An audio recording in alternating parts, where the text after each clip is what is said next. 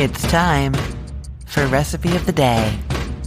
What makes these lemon pepper wings better than any others? Well, it's a few things. So first of all, there is a baking powder and lemon pepper seasoning mixture that's added to the wings before baking them, and that helps crisp them up and give them a really good flavoring while they're baking. But the thing that puts them over the top is that after they're done baking all nice and crispy, wonderful, juicy chicken meat, they're tossed in a mixture of melted butter with fresh lemon zest and coarsely ground black pepper. The butter mixes with that zest and pepper and helps it like stick to the wings. And it's just such fresh, bright flavor added at the end. Like you just can't stop eating them because they're just so zesty and amazing. Now, I'll say that I have tried also squirting on a little bit of lemon juice at the end, and it adds some sourness, but I didn't think it was better. I thought it was better just with the lemon pepper seasoning, like store-bought, and then that fresh zest and freshly cracked pepper with the butter at the end. That was the best for me. Oh yeah, I just can't wait for you to try these. Okay, so what you're going to do is preheat the oven to 250 degrees Fahrenheit. That's really low, I know. It's because we're going to dry the wings out a little bit before we crank up the heat. That helps the skin crisp up. So we're starting with that low oven temperature preheating, and then you're getting out a baking sheet and you're lining it with aluminum foil. Honestly, the foil is not required. It just makes cleanup easier later if some of the chicken juices drip down onto it and like stuck on the pan. So instead they're stuck on the foil, right? And then you're putting an oven-safe rack on top of the foil on the baking sheet. And that is so that our wings are going to be up off of the baking sheet so they have a better chance of kind of crisping up all around as the air circulates under them and between them, okay? Now, spray that rack with some cooking spray or lightly oil it with some cooking oil. They're going to stick a little bit anyways, but this stops most of the sticking from happening. And later I'll tell you how to get them off of the baking rack the best way so that you don't leave behind any of that crispy skin. Okay, now we're starting with 10 chicken wings, as in the whole chicken wings that are made up of the drumette, the flap, and the wingtip. That's how they're usually sold at the grocery store. If you're buying wings in like the fresh meat department that haven't like been seasoned, frozen, had anything done to them at all, that's what you're getting. And you can leave them whole if you want to. Then you're just going to have each person having like whole wings. I find them a little bit harder to eat, and it's not what we're really used to when we have wings. So if you're trying to recreate that like bar night, game night at home sort of thing, then you do want to cut them. And I will link to a post with a video about how to cut your chicken wings. If you don't know how, you can use a knife. I actually really like to use a pair of kitchen scissors, kitchen shears, clean ones, and you just wiggle the wing, finding where the joint is, like where is it actually moving? Because it's where it's moving that you don't have bone, but have the cartilage that's easier to cut through.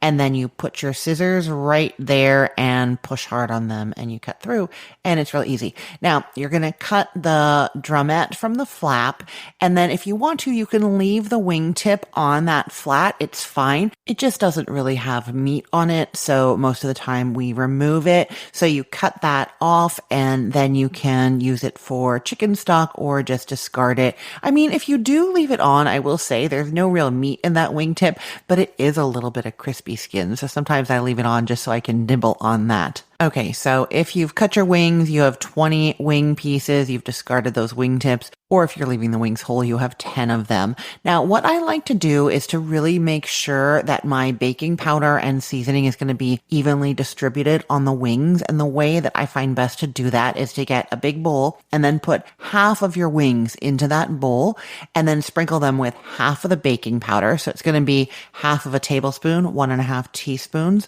Sprinkle that over top, and then you have 1 teaspoon of lemon pepper that we're dividing in half here. So half a teaspoon of the lemon pepper sprinkled over those wings as well. And then on top of that, add the other half of the wings, and then add the other half tablespoon of baking powder. Again, that's 1.5 teaspoons, and a half teaspoon of the lemon pepper. Sprinkle that over the top, and then give them a toss. And now those seasonings and baking powder is going to be a little bit more distributed. I just want to say something about the lemon pepper. I haven't called for salt in this recipe because most lemon pepper brands are quite salty, but they're not not all the same. And so you might end up deciding that you need salt. I will tell you that for testing, I use the McCormick's Perfect Pinch lemon pepper. They're not a sponsor or anything. That's just what I used.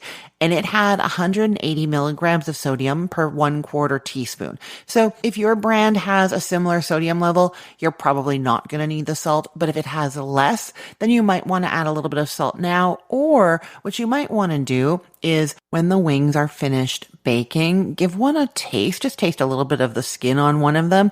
And if you think it needs salt, you could add salt to the butter mixture that you're making, that you're going to be tossing with all the wings, and then that'll make up for it there, okay? Okay, so you've tossed the wings with the baking powder and seasoning, and then you're going to arrange them in a single layer on that rack that you have over the aluminum foil lined baking sheet, and that's going into your 250-degree Fahrenheit oven for 30 minutes. That dries the skin out and allows the baking powder to start changing the chemistry of that skin, which is going to help it crisp up. Then, with the wings still in the oven, don't open the door or anything, increase the heat up to 450 degrees Fahrenheit, and then you're cooking them until they're cooked through to at least 165 degrees Fahrenheit internally, but they will be. You don't need to test it really or anything. If they're at 450 degrees Fahrenheit until they're nice and brown and crisp on the outside, it's 35 to 40 minutes. They will be cooked through. If you want them a little bit darker, you can turn the broiler on just at the end for a couple minutes. Watch them carefully and they will brown even more, but that skin is already really, really crispy, even if they're not like really, really brown.